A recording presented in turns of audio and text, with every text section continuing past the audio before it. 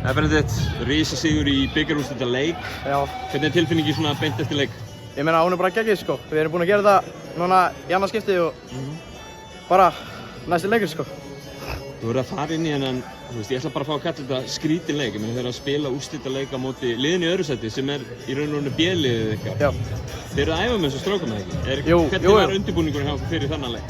Bara, bara eins og fyrir bara hvern leik sko. Við vorum bara að æfa saman og... Var það ekkert skipt upp hjá okkur eða ekkert svoleiðis? Nei. Þeir eru bara mjög góði félagar mínir og það var bara venjulegur leikur sko.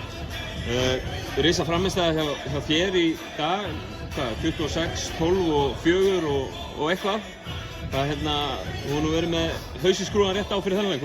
Ætlaðir að ná þér á sigur? Já, ég meina, ég fer í alla leiki til að vinna og gerði það bara í dag líka. Nú eru þið efstir í deildinni líka. Já. Þið viljum vantilega bara klára titilinn þar? Já, sjálfsög. Jú. Hvað þurfum að gera til þess að halda svona þessu áfram? Bara halda áfram að spila okkar leik og spila saman og bara hafa gaman að því. Finnst þið ekki Benedikt og til hamingju aftur? Já, takk.